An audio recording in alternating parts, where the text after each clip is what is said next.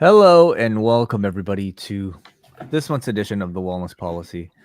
My name is Wai Ting. I'm joined by Neal Flanagan. How are you, Neal? I'm very well, Way. How are you? I'm doing well, doing well.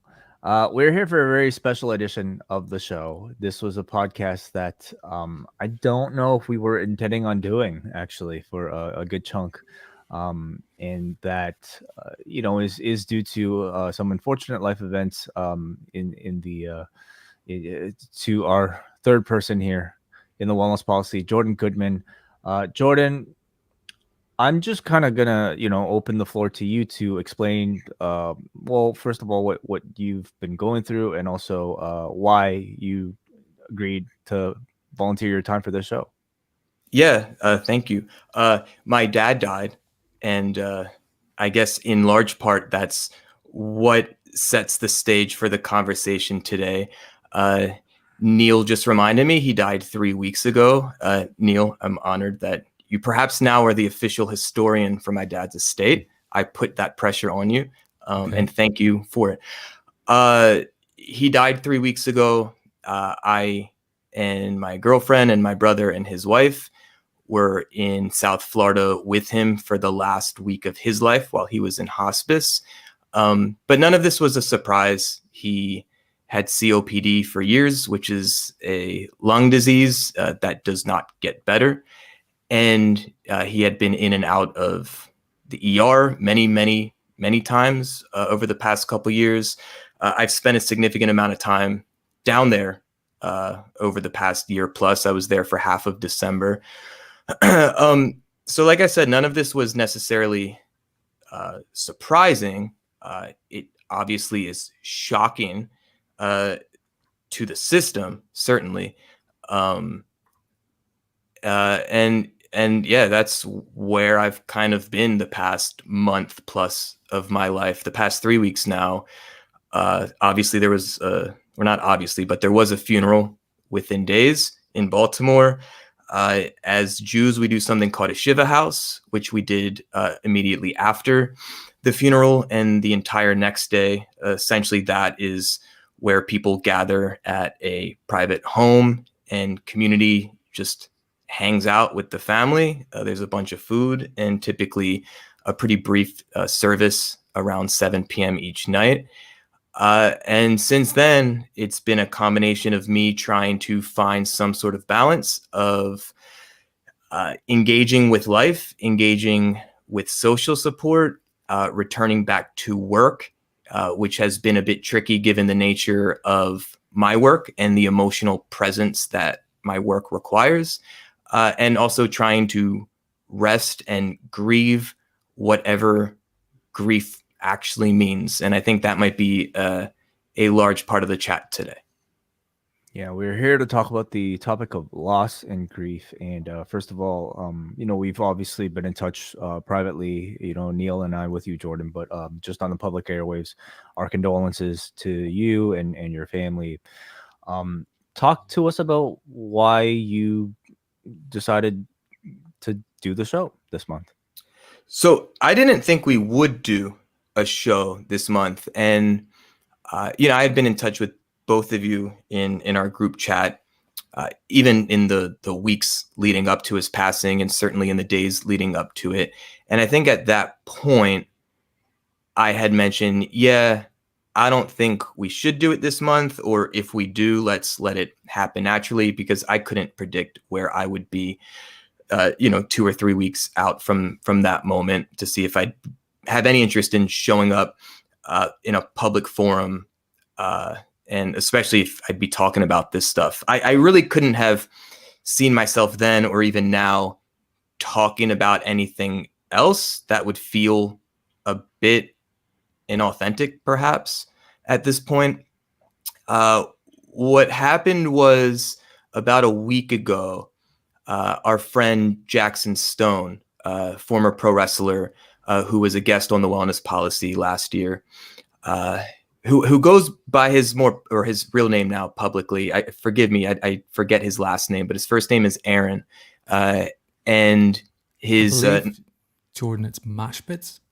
Okay, there we go. Thank you. I watched your video. That's why it's fresh in my mind.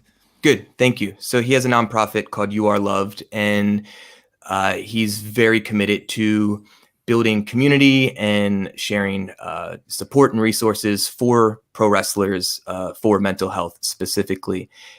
He invited me to join one of his more public Zoom meetings that's on YouTube last year. And last week, his guest was Mike Bennett, the pro wrestler. And they were just talking more generally about mental health for pro wrestlers.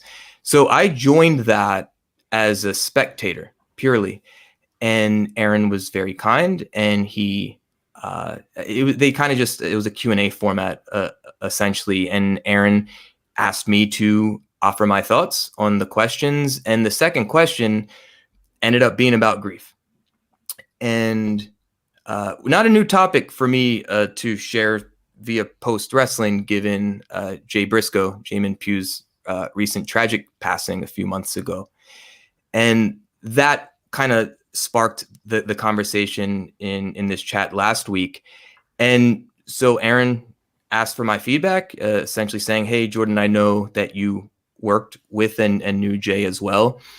And in that moment, I couldn't not say like, hey, this is really raw for me right now because my dad died a week and a half ago. And so I shared about it publicly, and even more specifically with the pro wrestling community last week. It was not intended. And I think the last thing that I said at the end of me sharing in that moment was that I felt a sense that sharing was helpful to me in the moment, and thus it has now become part of my grief process.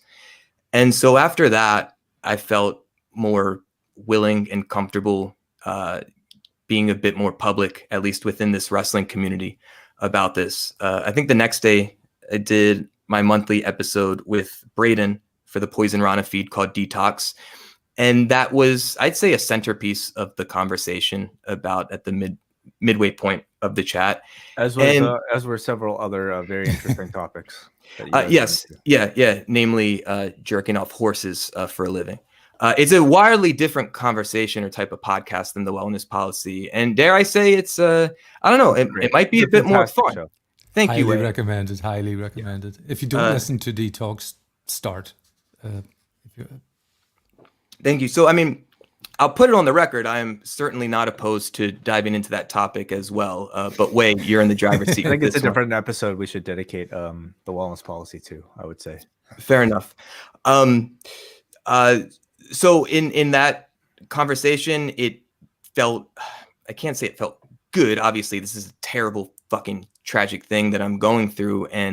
But it felt helpful. I think feels pretty accurate to share with Braden and that community.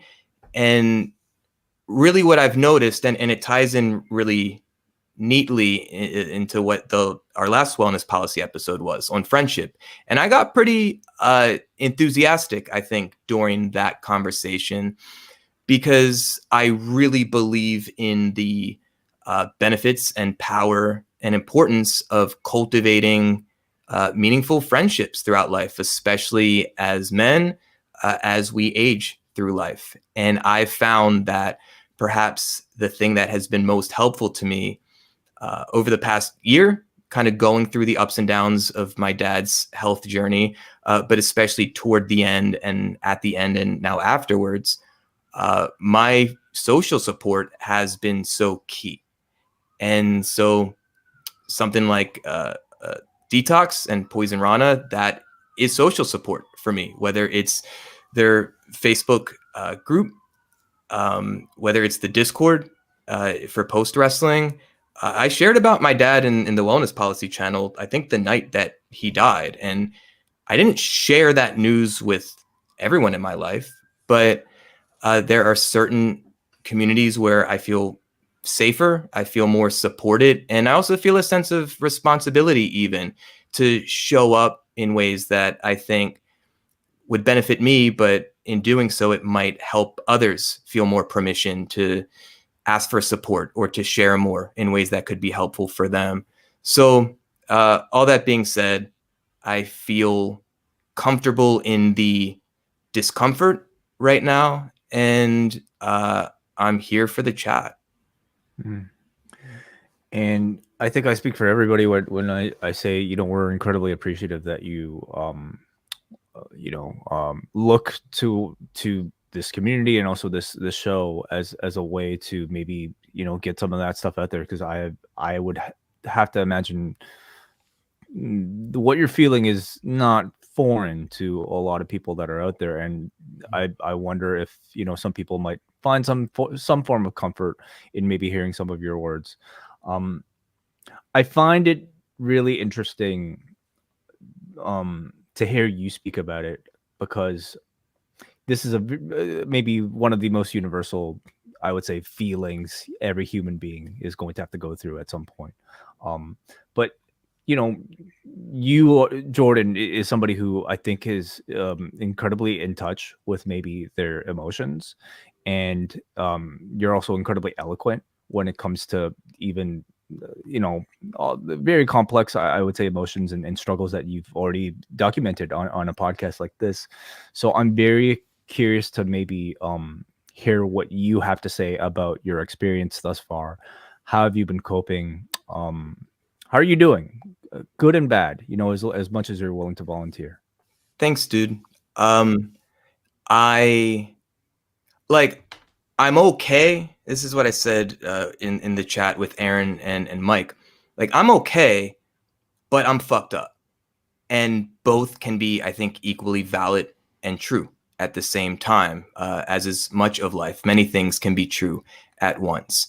I've never gone through anything even close to this. And I'm blessed to be able to say that. It's not like this type of loss is a common theme in my life thus far.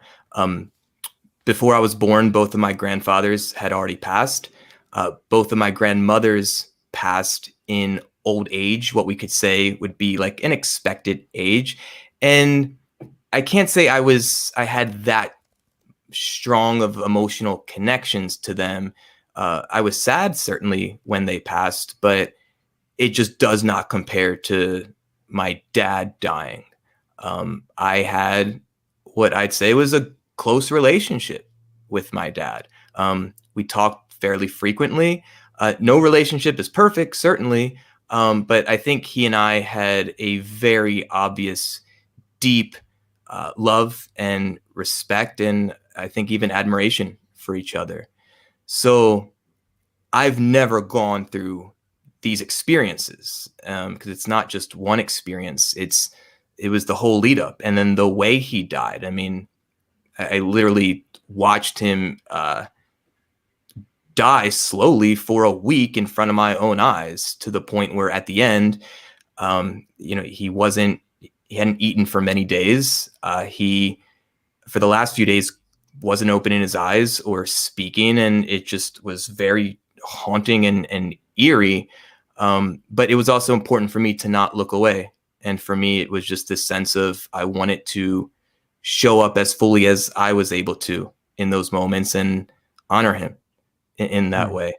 And then he died. I was there within minutes of his final breath. And, you know, it was my brother and I standing there with my dad's aide, who was there for his final breath. And the nurse came in while my mom and some of the others were driving back to hospice. And like, to have a nurse look you in the eye and say, "I'm so sorry, your father has passed," or whatever she said specifically, like, it's a fucking wild experience to go through. Mm-hmm. And then to immediately start thinking, okay, I need to collect my shit because my mom is about to walk into this experience as well. And that became, I think, the priority for my brother and I in that moment, to help ease her into that as softly as you could ease one into the passing of their partner for 45 years. Mm-hmm. That's incredibly, like, caring of you and your brother, incredibly courageous, you know, to be selfless when, at a time when you're very much in need, to think about your mother and how you could comfort her, you know. Yeah. that's just what felt right in the moment, is all I can say. It's been a lot, you know. I was able to cry, but like fall off the cliff type of crying where you completely give up control and sob uncontrollably, literally, for long periods of time. I was doing that multiple times a day when I was down there, in the week leading up to his death and in the days after. And now I haven't cried once in like 2.5 weeks. So now I'm noticing, okay, this is part of the process. This was a bit surprising to me. I feel the tears underneath the surface. I feel a lot of shit underneath the surface. And I feel like I want to have an entry point to allow it to express itself. It's just not coming for whatever reason. But what I've really tried to do this entire time was to be really kind to myself, to not judge the pace of my process, and to respect the process, knowing that I only have so much control over this. Like, I don't know what's to be expected. And I think the punchline is that there is no one right way to grieve for any person. And my path will be unique, as will it be for the two of you, when you both inevitably grieve some sort of loss in your lives. And so for me, it requires a lot of kindness and patience and grace toward myself. But again, I don't know what I'm waking up to, and I don't even know what each hour or minute of my life will bring. It's just very up and down. And all I can do is try to be as present as possible.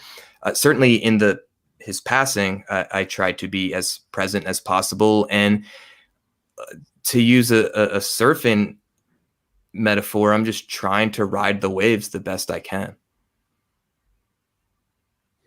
Yeah. Neal, even during the funeral service, I think that was very obvious, Jordan. The three of you and your brother and mum, just stood there putting up it was streamed.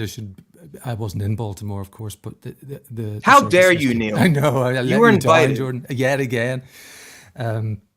But you put up a very united front. The three of you did tremendously well, and of course you were absolutely your usual authentic self, no bullshit. Like Steve Belinky got a shout out. There was a tremendous story which I think you should probably tell our listeners about your dad taking you and your brother to a wrestling show, and there was an Undertaker link that you said was kind of weird to do that, and while you're standing in front of your dad's casket, you even said, you articulated it was ironic. that. Yeah. And also, just on a slight tangent, I too am very appreciative that you've agreed to do this show, because I guess, as incredible as the episode of Detox was, there was it's a light and shade show. You're there's a lot of sort of distraction from that as well, and this show is, the nature of it, obviously a little more focused in on our feelings, and harder to kind of veer off the topic. And I do feel though that had we come back in April and done some other topic, it might have just felt a bit inauthentic, and I'm sure you of all people would have felt that. Or if we'd given it lip service and then moved on to something else, it would have felt also very weird, I think, for the listener. So I'm very appreciative that you're doing this, and I hope it helps you, and I hope it helps people who are going through something similar or have done in the past. Thanks, man. Yeah, so I'll speak to the actual funeral and my involvement in it, but what comes to mind first, and I really want to ask this to you, Wai, I think part of what would feel perhaps inauthentic or incomplete about doing this episode or a next episode and not really addressing it is that, for better or worse, I have a pretty public presence. I've hosted podcasts for many years, and am pretty active on like Instagram Live and things like that. So I realize I have audience, however you define that or quantify it. Like there's a community, I think is a word that feels better for me, of people that feel connected to me and are a part of my journey. Perhaps even more so, I'd say that's the case for you, Wai, as someone who shows up publicly, sometimes daily, sometimes multiple times a day, with a pretty sizable audience. So, Wai, for you, when there are certain personal things going on in your life, how do you navigate what feels right to share or not?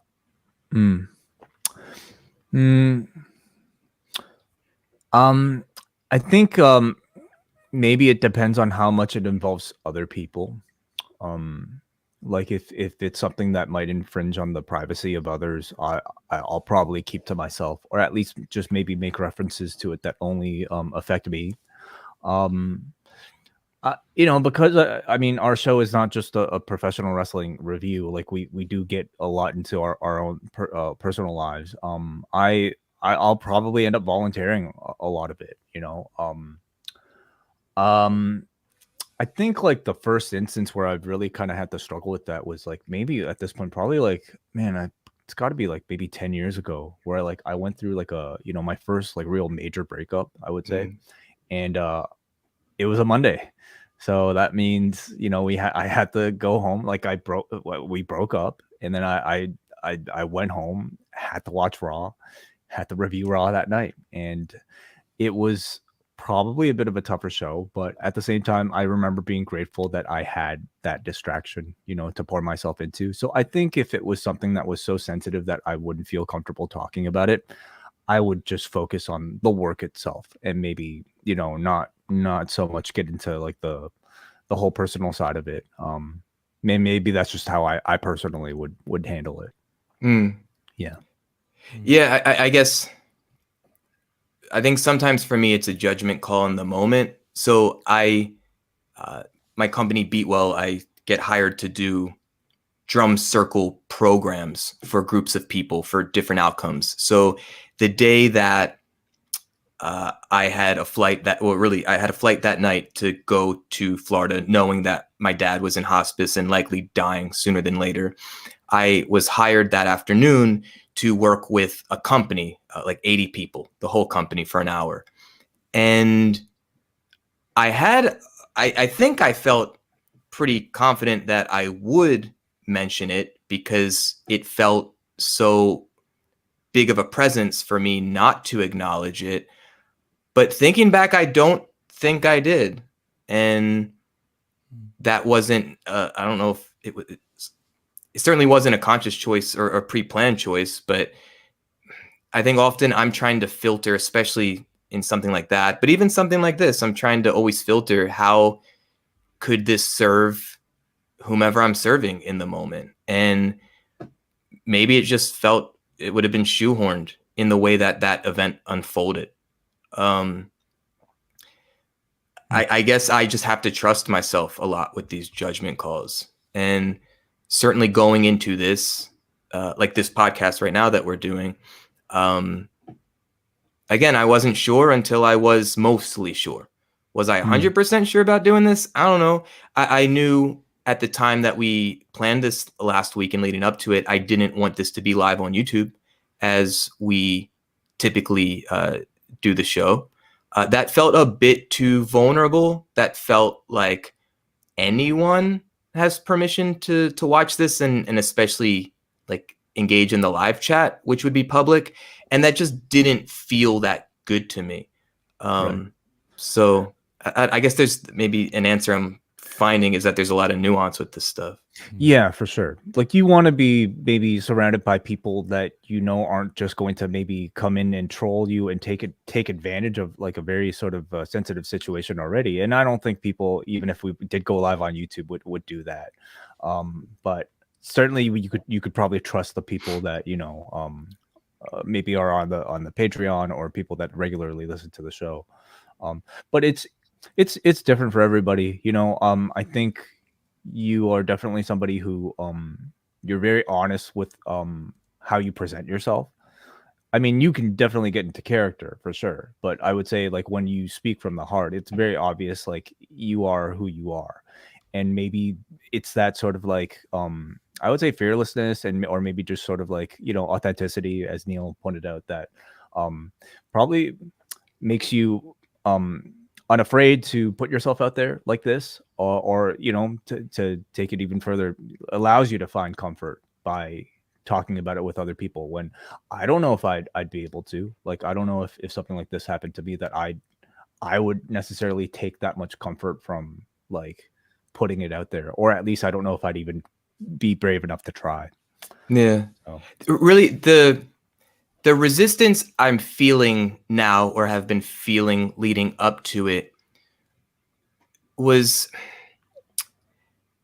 I mean, it's always about me, but I think it's less about me in the sense that I don't want to be perceived as objectifying this experience of being disrespectful to my dad for kind of sharing this stuff more publicly, even though it very much is my own personal experience. I don't really respect the inner criticism necessarily. I think it's unhelpful and unkind in large part because I have a decent sense of where my intention is or lies. I've had dozens, if not hundreds, of people over the years tell me like, "Hey, Jordan, when you shared what you shared, that was helpful to me. That made me feel like I have more permission to share more openly, not like on the internet necessarily, but maybe with a friend, for instance, or in one of the groups that I might be facilitating." And so again, I'm often thinking through the lens of, could this potentially be of value to someone else? And if that's the case, well, then like maybe that's what we Jews call a mitzvah. And I don't necessarily pay much attention to Jewish religion much at all. But one of the things, so, and this will kind of lead us back toward the actual funeral, Neil. I have a friendship and a professional relationship with a rabbi. Her and I have co-led Jewish services or experiences where she's doing the Jewish stuff and I'm doing the drum circle stuff. We've been doing that for like 7 years now. And she was willing to, I don't even know the verb, perform the funeral or officiate the funeral. And I'll shout her out, Rabbi Dana Sorokin of the Bethel congregation in Baltimore, and and the Soul Center, which is a part of Bethel. And like, I fucking love this woman, and she loves me. And she and her husband woke up at 4:45 in Stamford, Connecticut, of all places in the world, to drive to Baltimore, those 7 hours or whatever it may be, to officiate my dad's funeral. And she's given me some advice. We even met in person for a short time yesterday. And some of the stuff that she's offered from Jewish wisdom for people in mourning is to, like, I don't know the significance, but she said for the next 11 months. Although I'll probably do this far longer if I can keep it more top of mind. Whenever I'm doing something nice for someone, being in service, whether that's opening a door, sharing a smile, offering a compliment, perhaps doing something like this in ways that might be helpful to others. Like, think of my dad in those moments. And in a sense, that is a way to more consistently help me feel connected to him and bring him more top of mind, and using his memory as a way to perhaps pay forward good in the world.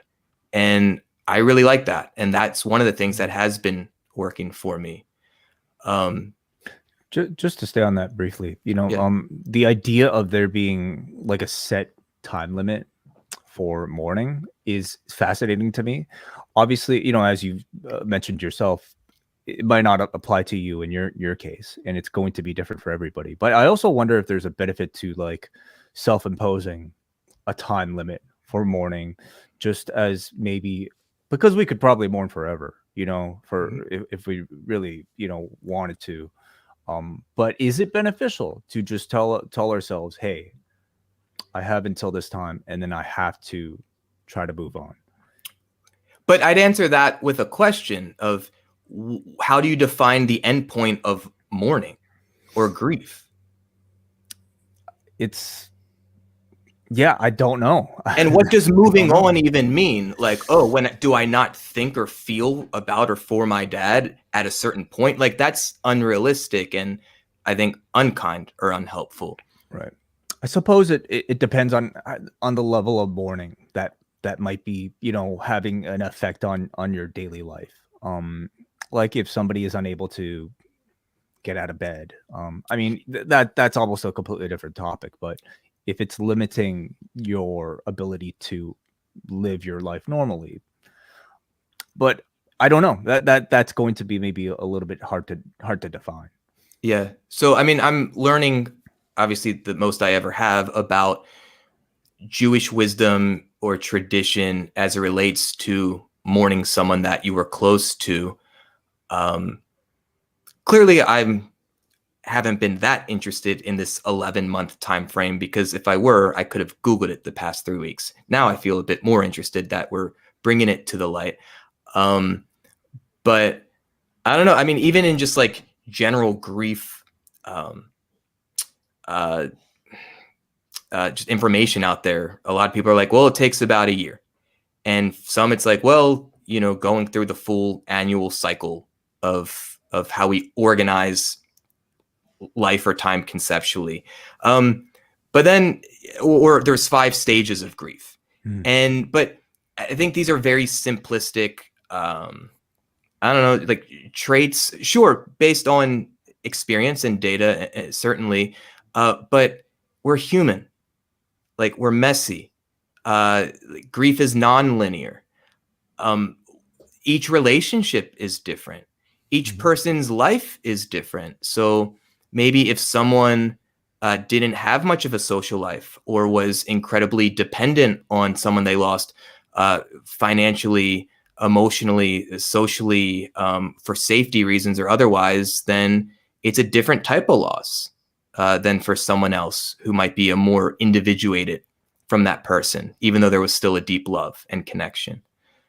So certainly my hope in if someone is watching or listening to this and either comparing my story to their story, please don't, or don't in a way in which like Jordan is more right and I'm not. Like, to each their own, purely. I really, yeah, and it's all relative. So look, if a year from now, Wai, I'm unable to work, or I'm so depressed that I'm not getting out of bed, because, and that is still associated with my father, well then, yeah, that would, I think, be an issue for me and something to address. Now, none of those things are happening currently, and I feel fairly confident that, like, again, I'm fucked up, but I'm fine, and I will be fine. I think it's to be expected that however I'm defining being fucked up, like, that's to be expected. Like, my dad just died, and he's never coming back. To touch on the funeral, it was really important for me to speak at it. My brother and his wife were amazing. As you know, as my mom and my girlfriend and the handful of others that were with us, but in particular, Justin and Carly, they're more medically trained in the traditional sense when it comes to like physical health and biology. So they were there on the phone with a lot of the doctor consults that my mom was having in person. And the two of them were better at like physically engaging with my dad, repositioning him if it seemed like he may be uncomfortable, etc., cleaning him. I can sit with someone and chat about their feelings all day long. That's what I do in large part. I can go on the internet and talk about my own feelings. That's what I'm doing right now. I'm pretty comfortable in that. But the physical touch, I'm less confident or comfortable in stuff like that. What I know I can do is public speaking. And so it was really important for me to honor my father in that way, both amongst friends and family locally, and friends and family even internationally, including someone like Neal in the UK. And I knew my dad would die, let's say, sooner than later for years. And so it was an awful thing to think about, but every now and then I would think like, what would I say? And dude, I'm telling you, it was fucking awful when that thought would come to mind, because who wants to accept that reality? And I never really put too much thought into it, other than I knew that it was something I felt I had to do to honor him. So, you know, my mom said something, my brother said something, both touching and lovely, and I'm grateful that they were interested in doing that.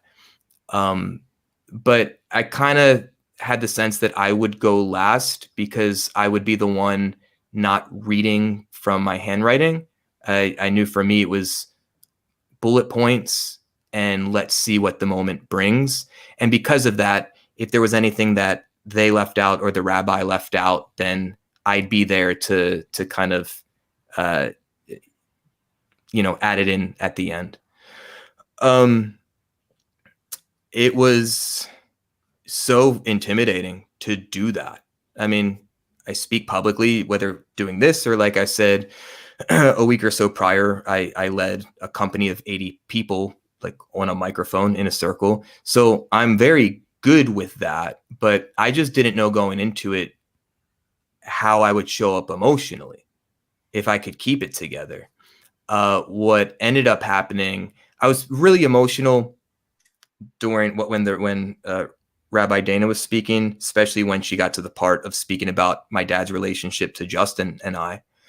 But once I got up there, to go back to episode 1 of the wellness policy, I kind of entered a flow state. And in those moments, I think I become a bit more powerful. I needed all the strength that I had access to in a moment like that. Talk about like meeting a fucking moment in one's lifetime while your father is lying dead in a casket in front of you, and you have, 100 plus people and God knows how many watching throughout the world online, paying deep attention to how you show up. As Neal mentioned, it was very important for me to show up as myself, because that's what my dad taught me to do. And that's one of the greatest gifts that my dad offered me. And that's a lot of what I spoke about. But he was very much himself unapologetically. And I never felt like I needed to be him. I felt like it was important for me to be myself, whatever that means in the moment. So Neal mentioned Steve Belinkie. Without going into it, Steve Belinkie is a person that is real and exists. And I've kind of, how do I describe it? I've riffed on him publicly, mostly through Instagram, for 8 years now. And there are plenty of people out in the world that know of the name Steve Belinkie, but still ask, is he a real person? Long story short, he was there, by the way, in the flesh at the funeral, which was amazing. And I very much encouraged him to be there from because I have a deep love for him, and he does for me. But I just found the idea of Steve Belinkie being at my father's funeral really, really funny, to be honest. And a lot of people were excited about that. And so like I knew I would mention that dude's name. And that's how I started, because it felt like if I were to do it in the actual eulogy or whatever you'd call what my piece was, or at the end, that would feel disrespectful. So I name dropped him in the way I did at the top. And part of that was like letting people know that we can celebrate life at a funeral. Yeah.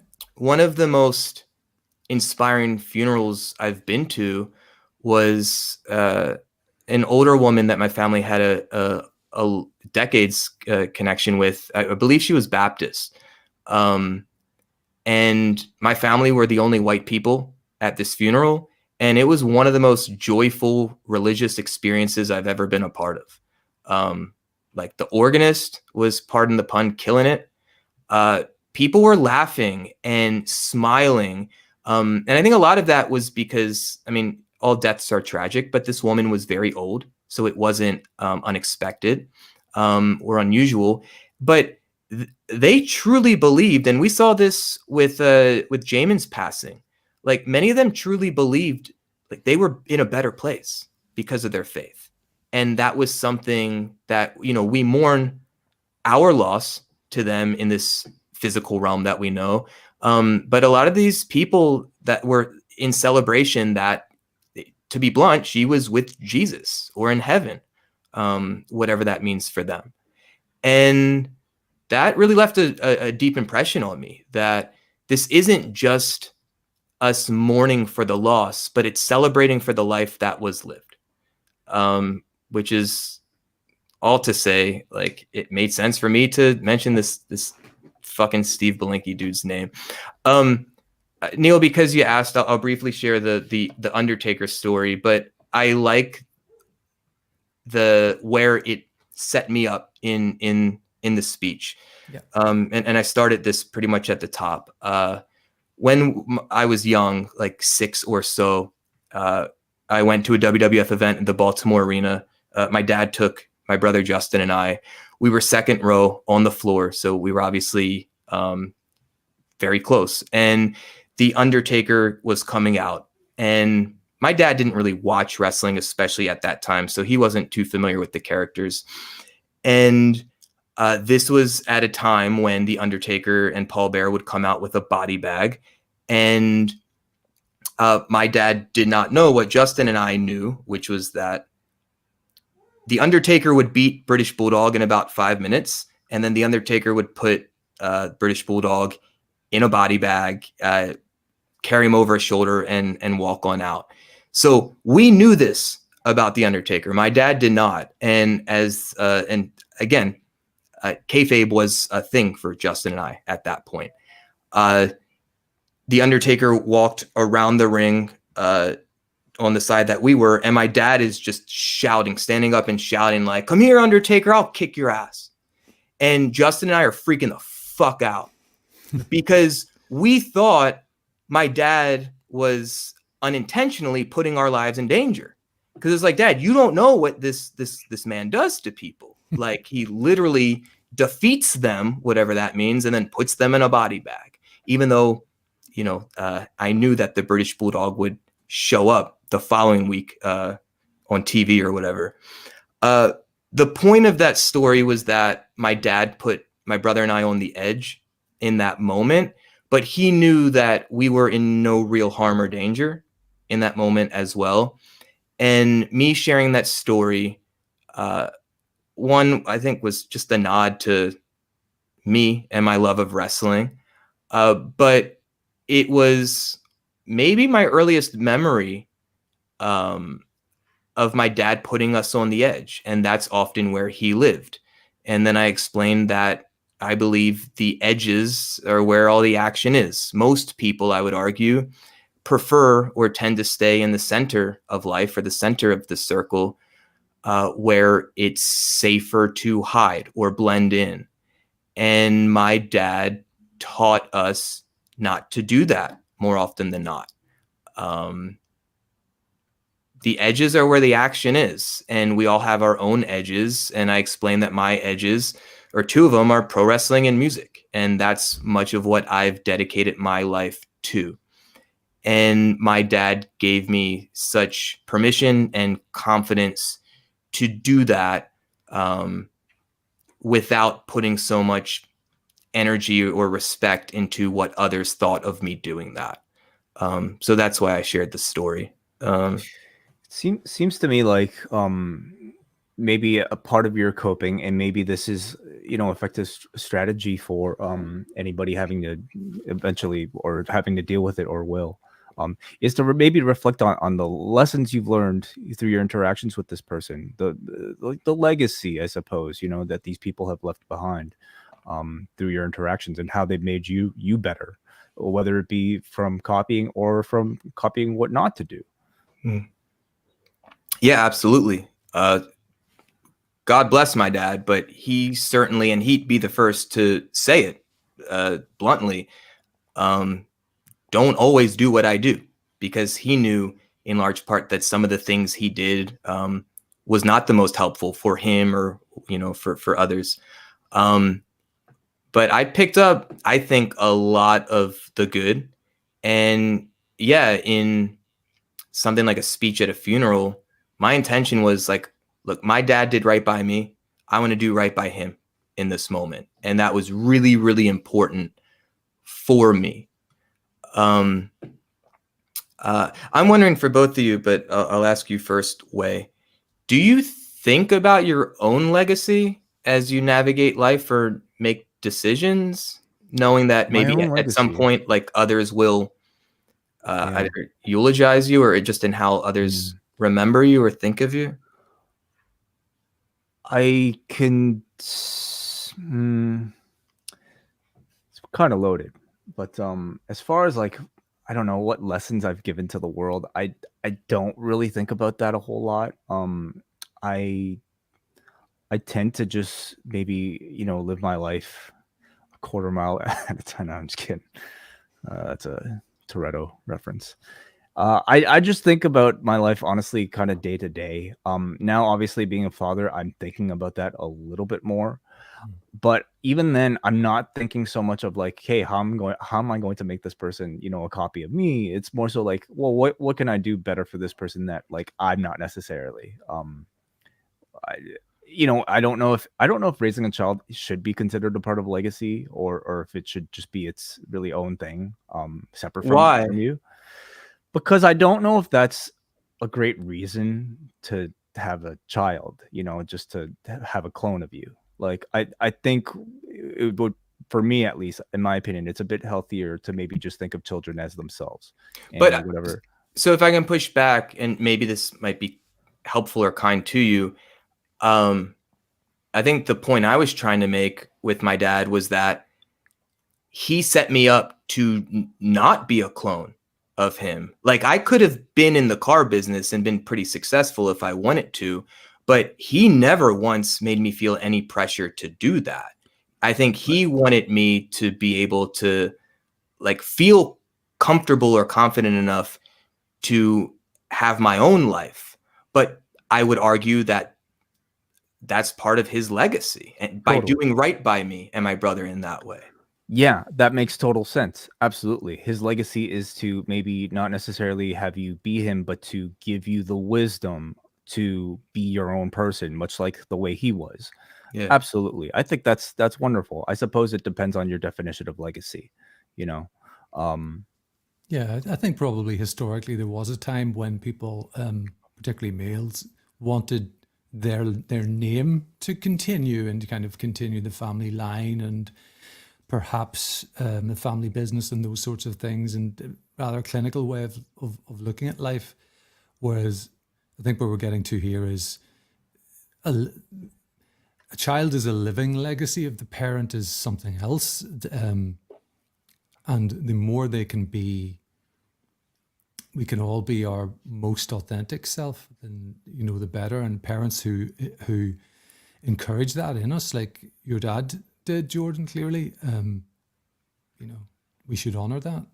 Mm. And I love that. It was kind of a new one on me, I have to say, because there isn't a huge Jewish population in Northern Ireland. The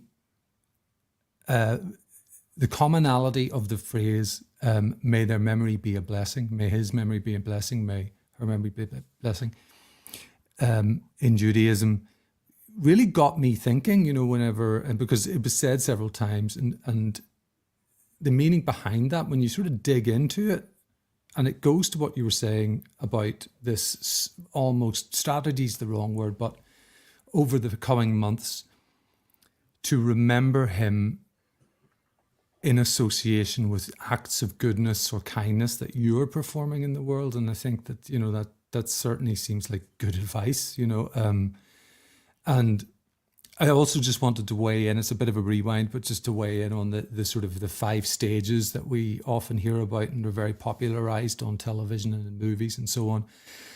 I don't know about the 3 of us, but my experience has been that there is just no linear line from denial to acceptance, and each stage takes a certain amount of time, and you can define all these things. I still don't really understand what the bargaining bit is. Maybe it's what are the 5 stages, I guess, just to get people on I do have a note of them because I forget them very easily. Denial is I'm just to test myself, because these are things I was tested on probably 14 years ago in school, but anger, that's number 2. Bargaining, sadness. Is sadness or depression, sadness, depression, yeah.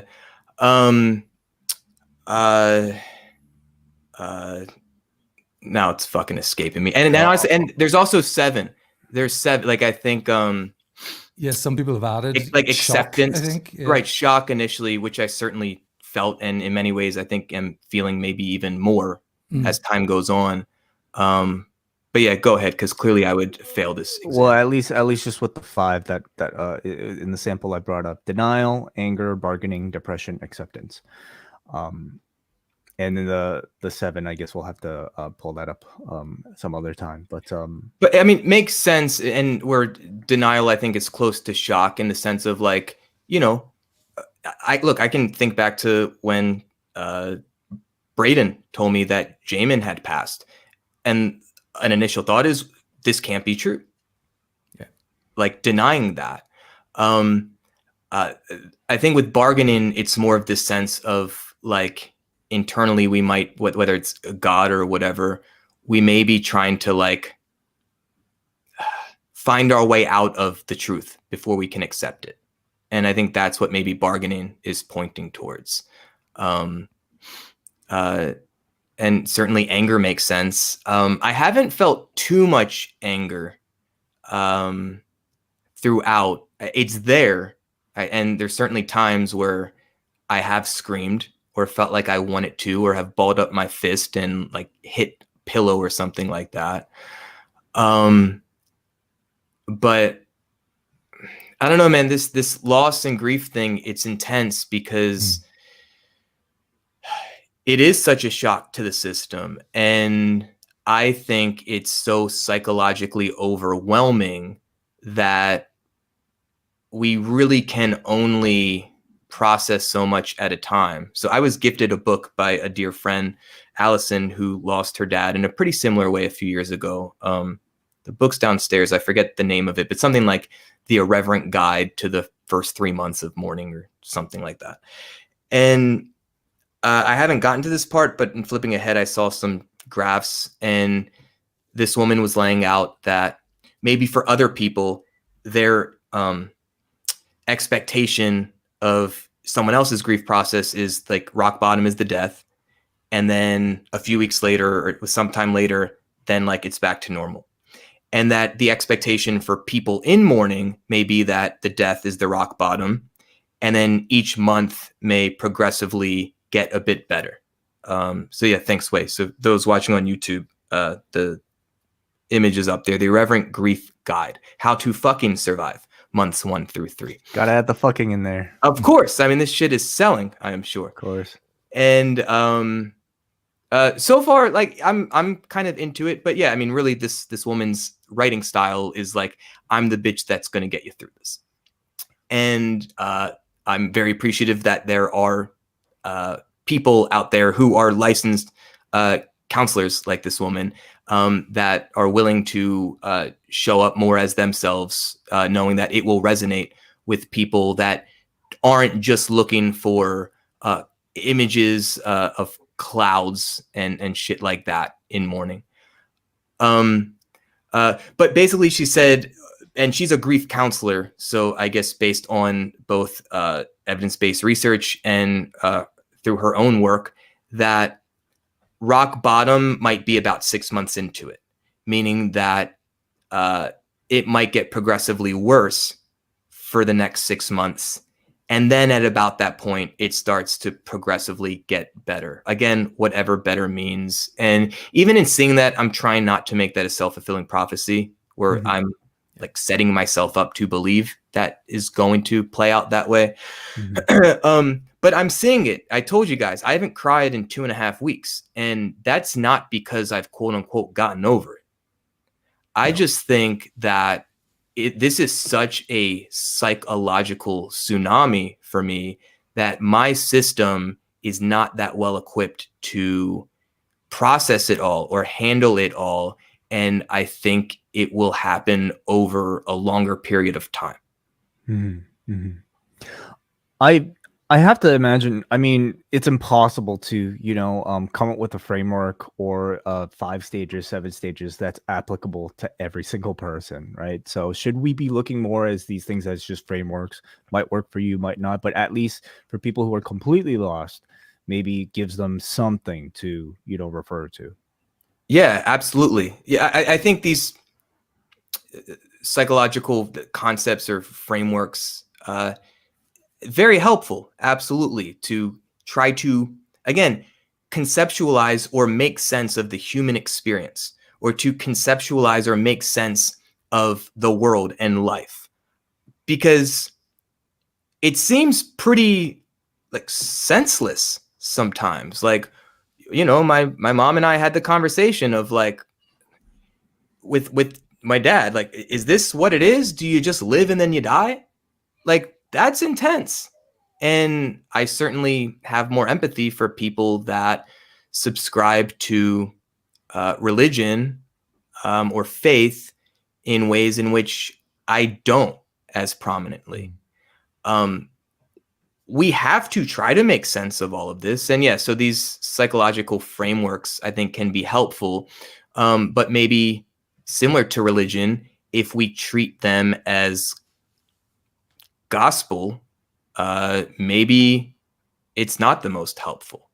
And I'll speak for myself in saying that, at least, because every human being is different and life changes constantly. So the context of one person's life is always in flux. None of this is fixed.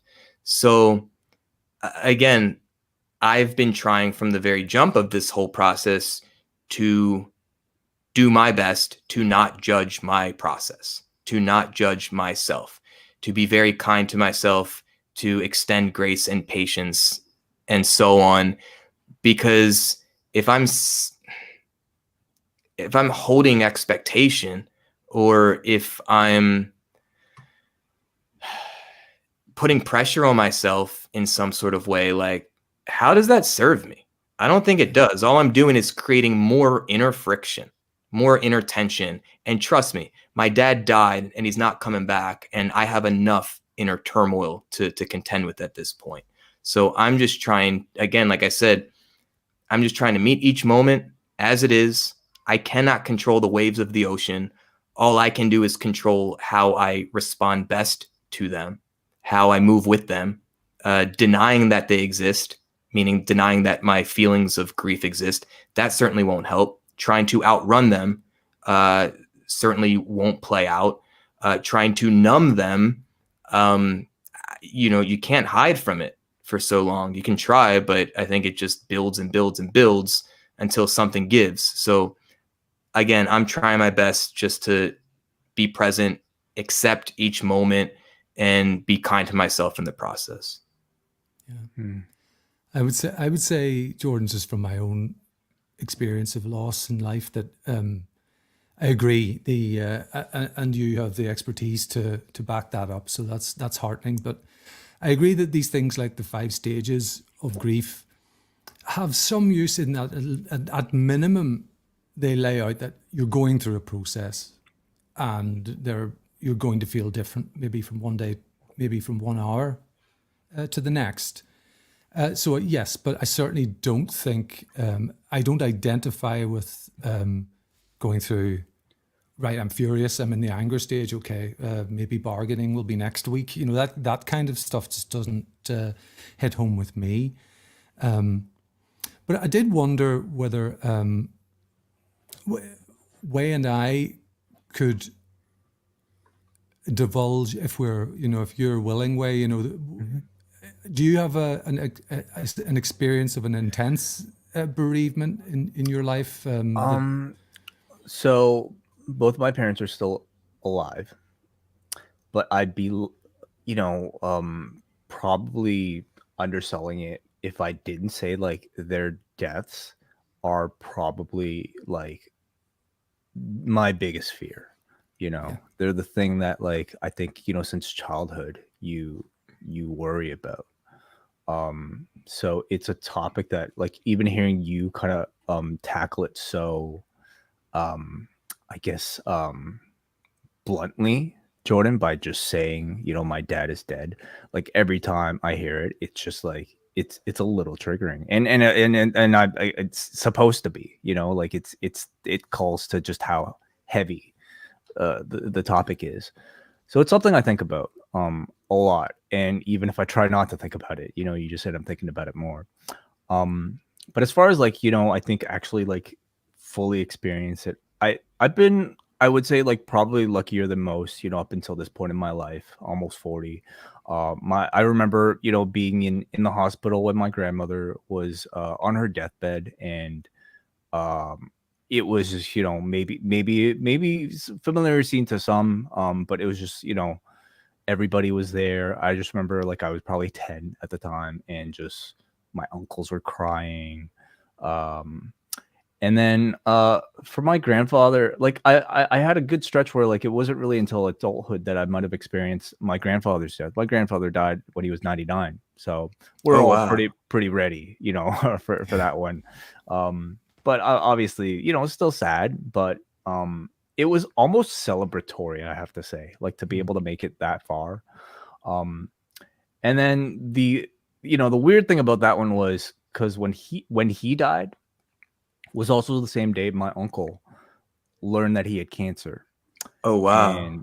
and so that was probably, you know, the most recent sort of like difficulty we've had through our family, and just kind of going through that whole battle with him, you know, fighting it, getting cleared, and then having to come back several years later. I think he ultimately died probably, I want to say like, oh man, I should know this, like maybe like 4 years after the diagnosis.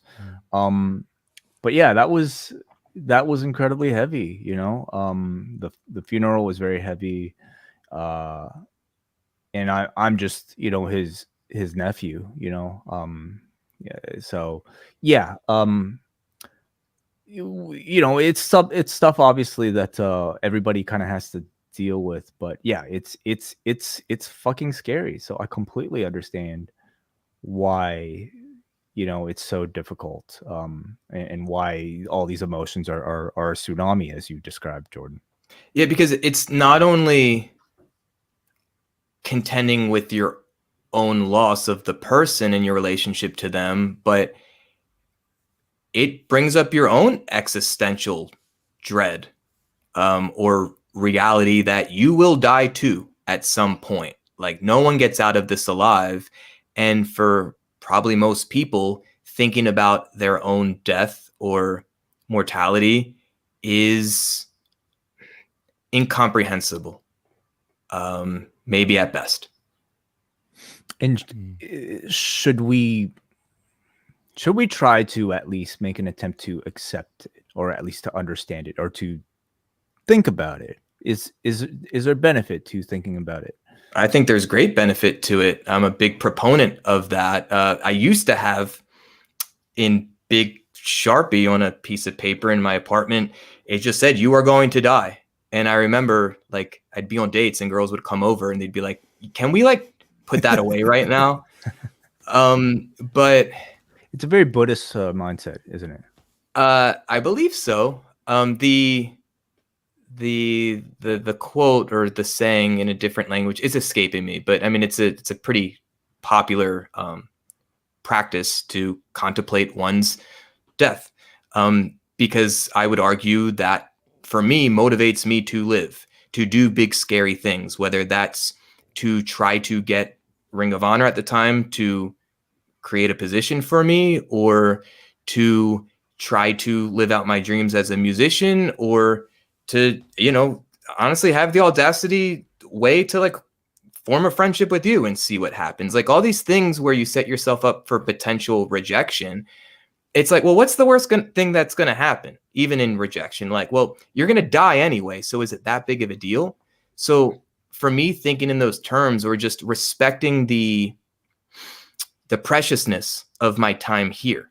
I mean, talk to anyone that's elderly and they'll say, like, as you get older, it goes by quicker and quicker. And you know, I've worked with a lot of older people, and they often say that the regrets of their lives are the worst thing to hold on to, because if they were in this position now, or with the hindsight of, let's say, being 90 years old, they look back to what scared them as a 28-year-old or a 58-year-old. And as a 90-year-old, they're like, fuck, like it wasn't that big of a deal at the time. In hindsight, like I should have just done the thing that felt scary, but felt interesting or important. So yes, I would. And it's funny. I think it was like at my dad's funeral, because my brother Justin knows very much that I talk about this stuff, and I've done it publicly as well, of death is my greatest motivator. And so he said that to me at the funeral, in like a joking way of like, well, Jordan, you always say death is your greatest motivator. And I'm like, yeah, motherfucker, I'm inspired as hell right now. And we said that in a playful way, but it was also true, because to have to accept, and Wai, you're kind of alluding to, you know, our own mortality, or even the bluntness of me saying my dad is dead. Like that is big boy shit for us to accept. But I think the more we can accept the reality of our situation, I think we're better off for that, to be honest. And accepting my father's death, like, is pretty intense, but it's also like a really cold splash of water to my face of like time's running out for me too. So I should do what I want to do with the gift of my time here. Because as we saw with Jamin, unfortunately, like tomorrow is not guaranteed. And, you know, I've often thought in like, if I'm afforded what my dad had, like a deathbed, am I going to look back on my life with more regret, or perhaps more a sense of satisfaction? Even if I failed every time, at least I tried, and I could feel an integrity in that. And this stuff, to be honest, I think about this pretty often, perhaps more than the average person. Yeah. Can I say that, first off, I relate very much to what Wai said, in respect of the fear of losing parents. Mine are getting up there in age, and neither have an ongoing condition or anything like that. But it is when your parents get into their 70s and that you begin to think about it a little more. You know, I've got a cat, and I'm sort of thinking, well, there are these days where I sometimes think, who goes first? The cat is 5, so you know he might have about 15 years left, and weird stuff like that. And it is a great. It's not fear. weird. It probably It's not isn't weird. Yeah. No.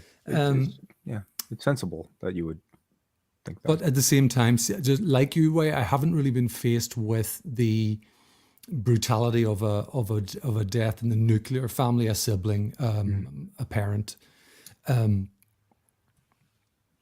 My grandparents passed 3 of the 4 before I could have known them. I think 2 I wasn't born, and 1 I was an infant. My grandmother, I was kind of shielded by my parents from. She had lung cancer and did have a fairly long illness, but I was shielded by my parents from that. I don't know whether that's a good or a bad thing to do, to be honest, but when you're 9 or 10, perhaps being in the hospital room, seeing your nana in a way that you just don't compute, maybe that is too traumatic at that age. So I don't have a firm opinion on whether they did right or wrong by me by sort of, keeping the harsh reality of that from me. Right. But then I suppose the closest was in the first year of the pandemic in 2020. My uncle did die suddenly of an aneurysm. That's my mother's younger brother. And I was the one that took the call from a nurse that was supposed to be visiting with him that day, and there was no answer, and they had to get somebody out to a locksmith to get in, and they found him on the floor. So I was the first to hear the news. I had to break the news to his wife and to my mum, who denial was very much in effect that day. There was a deeply traumatic for her, because there only were the two of them, two siblings, and she doted on her younger brother, who she still sort of, even though he was 60, in her mind, it's my little brother. So that was more observing and trying to deal with the trauma of my mum than a personal loss, because it might sound brutal to say this, I don't really mean it to, but he and I were not particularly close, but I'm super close to the person who is. So there's still a degree of separation, but it was pretty tough time. But that does not compare with what you've been through, Jordan. And it's not a competition, of course, but it's even at the end of last year, and I hope I'm not divulging details that you'd rather not. I'll be very circumspect, but we are good friends at this point, and he was not well and in and out of ICU. I think you don't mind me saying that at the end of last year. No, in December, that's why I was there for half of December. Yeah. And then, of course, what happened in late February and latterly 3 weeks ago, you and I have been in close touch throughout all of that. So I know that it's not just the trauma of the actual 2nd of March, 2023. It's everything that was running up to that, and the difficulties day to day, and the difficulties that your mum was facing and other members of your family. Logistical stuff like, work being difficult with Lily, I think at one point, about her being with you in Florida and stuff like that. It's like you just don't want to have to deal with. And it's no wonder that you're not okay. And I guess you won't be for a while, but I'm privileged to know you as somebody who definitely will be all right, and certainly will. I guess loss does not end, because by the nature of the definition of the word, it's permanent. But our reactions to it change over time. So, I wanted to share those thoughts, and also to ask a question of you, Jordan, which is, as a practicing psychotherapist, have you dealt with grief counseling, or maybe perhaps not as a specific field, but I'm just conscious, and while I'm saying this, that you can't give away, except in very general terms, client information or anything like that. But I'm just wondering your perspective now versus then, if you were dealing with somebody who was depressed because of a loss, for example. Yeah, without sharing any information about any of my clients, what I can say is that I now have so much more empathy for someone else going through this type of loss, obviously. And so that, yes, will radically shape my ability to relate to a client who is going through a grief process as well, or have experienced a loss, whether recently or decades ago. My approach to psychotherapy is very relational based. I'm not into certainly the old kind of stereotype of being a blank slate or some cold figure in the room, and I'm not into a very manualized, structured type of psychotherapy service where I'm instructing stuff or offering exercises or homework. I mean, it's the action is all in the relationship for me. That's how I work. And so, yes, my ability to empathize or relate to someone who has gone through something similar to me, that creates a ton of new potential for the people that I'm working with. What I do want to say, you had alluded to it, Neal, toward the end before asking your question. I forget exactly how so, but this idea of our relationship to the person and then the person dies. And for many people, it could be like, okay, well, then the relationship ends. And I mean, obviously, I knew that I would have, let's say, a spiritual connection to my dad after his passing, but it's something I never really thought too much about, to be honest, until the days leading up when he really couldn't communicate at all anymore. And, or maybe he could hear, and maybe he would like acknowledge that he hears you and would briefly open his eyes, even though he felt like miles away, looking into his eyes. But I also just didn't always want to bother him with speaking, especially because I knew that, really the last instance, days before he died, where I was alone in the room with him intentionally and just said essentially the last things I really wanted to communicate to him while I knew he could hear and respond in his limited way. Like that even type of engagement was not helpful to his breathing, and it created a disturbance for him. I still am glad that we had that moment, which was the most primal experience of my life. But so because I didn't want to bother him necessarily, I started trying to find a way to spiritually connect with him. So I'm talking to him, not out loud, but in my own mind as I'm sitting next to him or standing over him, looking at him, or just closing my eyes, but kind of still being witness to his presence per se. And looking back on it now, what I was doing was trying to develop a spiritual connection with him. So as I was doing it, I was trying to get a sense of, does this feel like I'm resonating or not? Does this feel like a connection with him or not? And now I see, like, he's gone. I can't talk to him ever again, at least in the ways in which I was afforded my entire life. So, but I still have relationship to him and with him.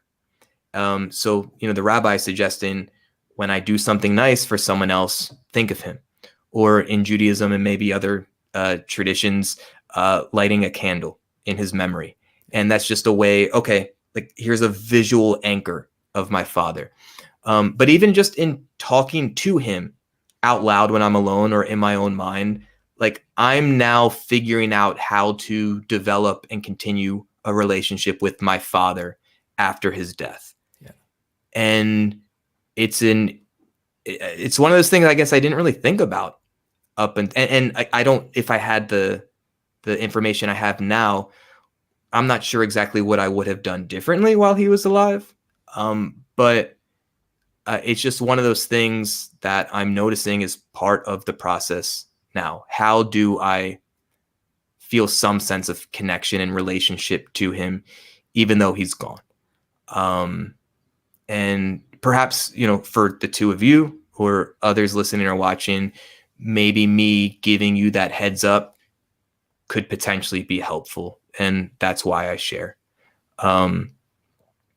But I'll tell you, one of the scariest things throughout this whole process since he died was, and I talked to my friend, and I've not done any of my own grief counseling at this point. My friend who recommended that book, she did a group of others in grief. And she said that, I shared kind of my thoughts and feelings, and she was like, yeah, I felt that too. And it seemed like just about everyone else did. And that was part of what was helpful about a grief group. But one of the things that terrifies me is that, like, I will forget him, that the memories of him will fade. And I guess in me saying that, it's like, well, I know he's dead, but then if the memories die too, then what's left? And I'm not necessarily introducing that to stimulate conversation, but I'm just sharing that has been maybe the most disturbing thought that comes to mind every now and again, just being afraid that the memories will fade. Right. It's heavy shit, dude. Yeah, it is. I suppose, like, I mean, a way to maybe consider it is that eventually memories of everything will fade. Memories of all of us will fade. Everything has a set time limit. So is that even anything we should be too scared to eventually face? Or should we just take it more as an opportunity to enjoy the memories too while you have them? Just like you can enjoy the people when you know when you actually have the chance to, you know, interact with them and be around them. I think that's a lovely way of putting it. You know, it's accepting the impermanence of all of this, ourselves included, and honoring or respecting or being grateful for what we have right now. And I think, you know, this is why maybe religion, or maybe just whatever family traditions you have, especially to honor the dead, there's a lot of value in all that, right? You know, in Chinese culture, we have a like sort of like a I guess it's similar to like a Day of the Dead type of idea, but not like Halloween. Like it's not that. It's more like a, you know, it's called Qingming. It's a day where you go to the funeral site if you have a place, or just any sort of like place of worship, I suppose, for the person in your family that's passed away. And you just kind of like, you know, for us at least, you know, so many generations removed from like probably where the traditions really originated from, we just kind of go and we just, you know, we do our bowing. We might go as a family to have dinner, but it's an excuse to dedicate that mourning or that period of time to the memory of these people that were once a part of our families. Traditions like that, I really do understand the value, and or whatever else, whatever practice that you might come up with yourself to honor, you know, and to preserve the memory of your dad. That this might be incentive for you to think of those ways. Certainly, yeah. I think in Jewish tradition, I think like 1 year after the burial, or I don't know if it's the death or the burial actually, but one of the two. I think like I don't think he has a headstone now. I think the headstone comes at that year point. And then the family, we did this for my mom's mom a few years ago. Family returns back to the burial site. And again, you know, it's to each their own as how much or how little of a wisdom tradition or faith tradition you want to enact.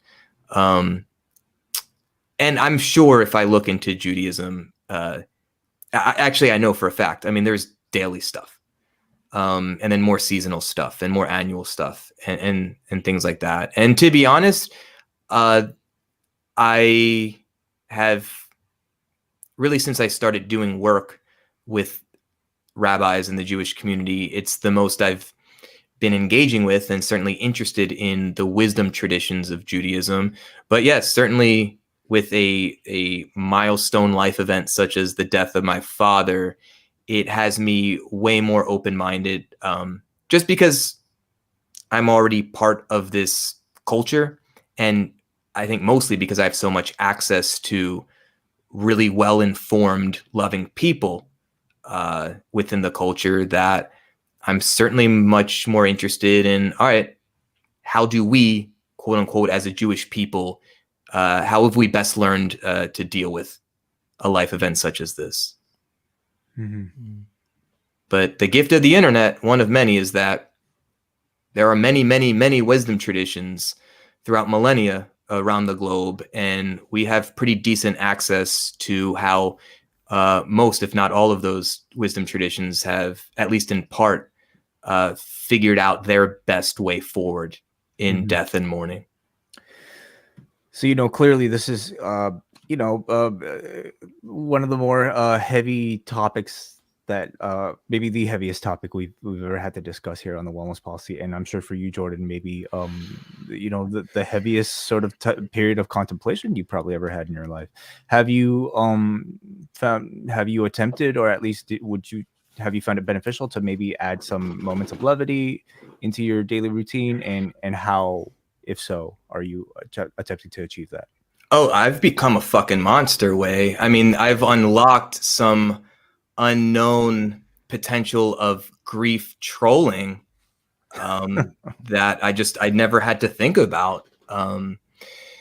Yeah, and I've talked numerous times on this show that and we did a whole episode on humor, but for me, I've felt most like myself. I felt most balanced and healthy when I can pull super hard at both the ends of sincerity and genuineness of what's happening in the moment, while also pulling at the end of like the absurdity of it all and being lighthearted about it. So humor for me has been a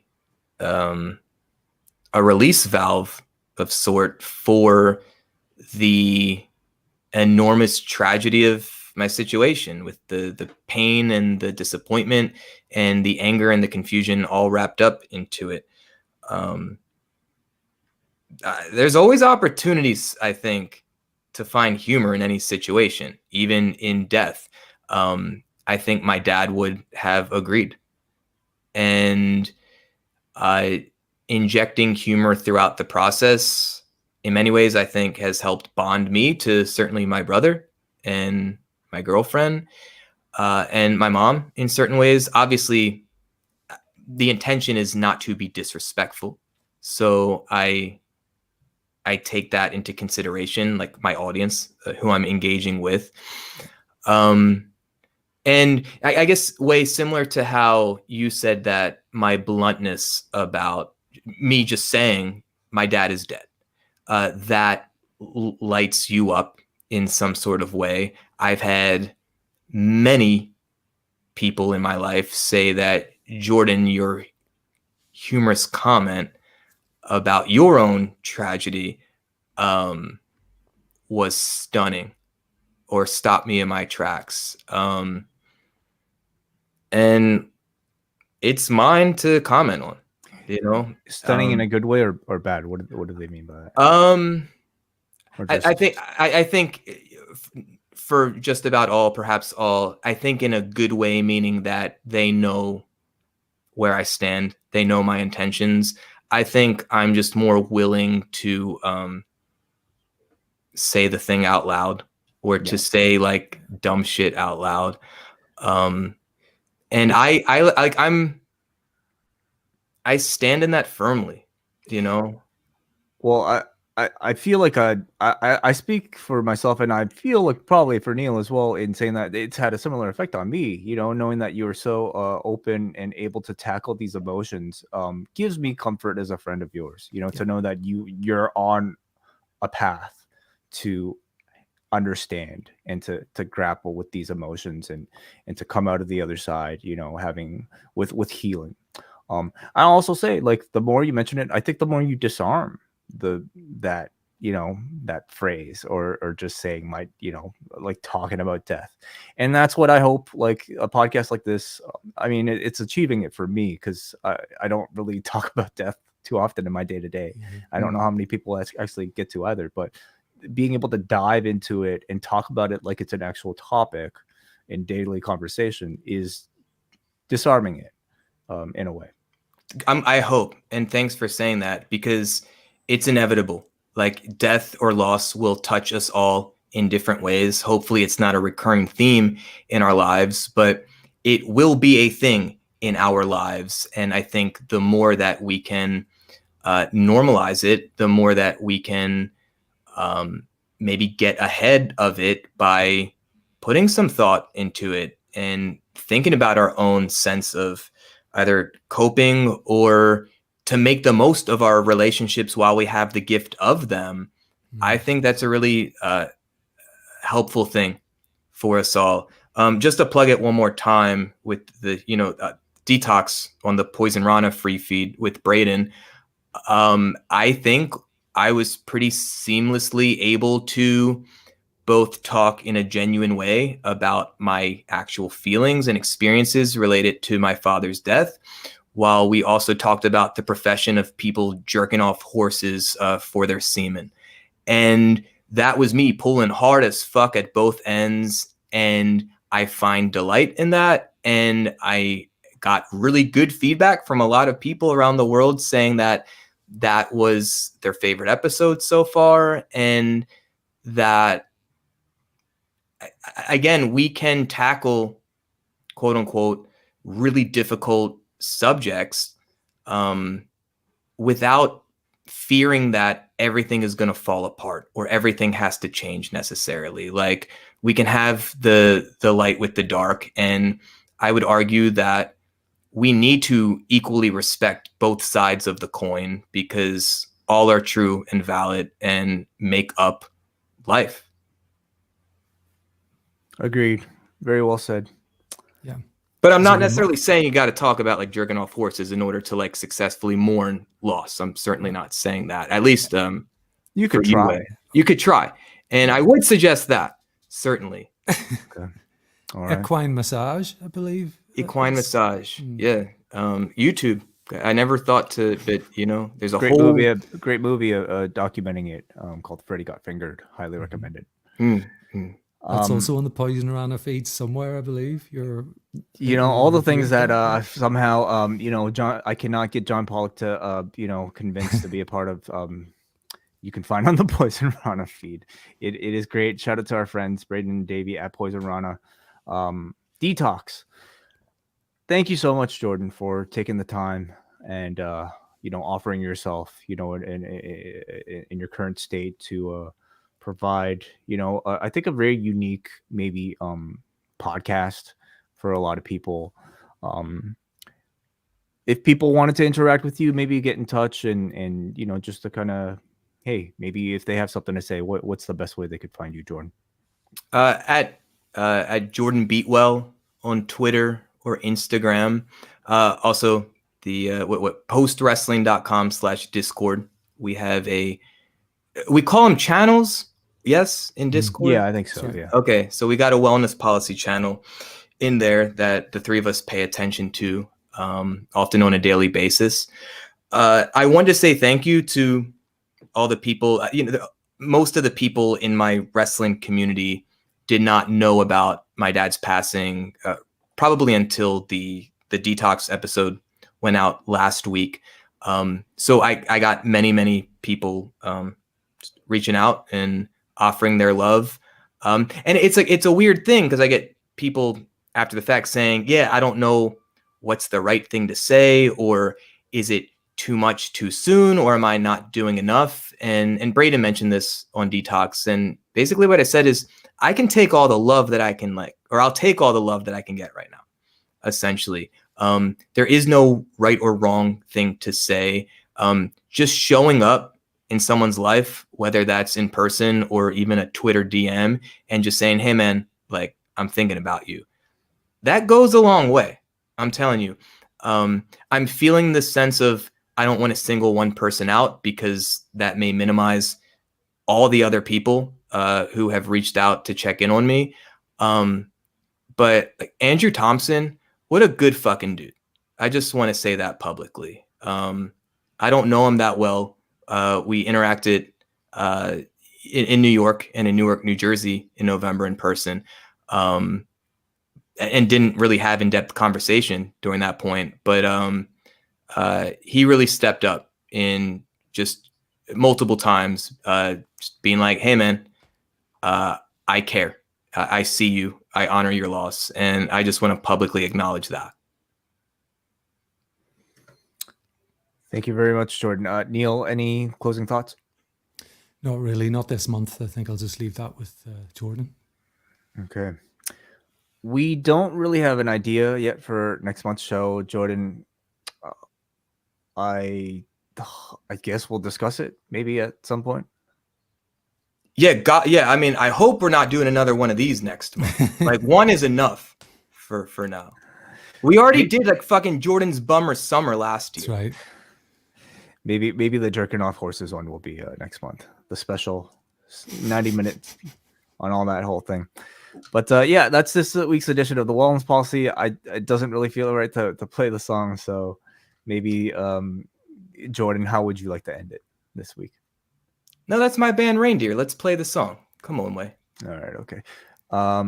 Here it goes, everybody. Enjoy. Take care. Bye-bye.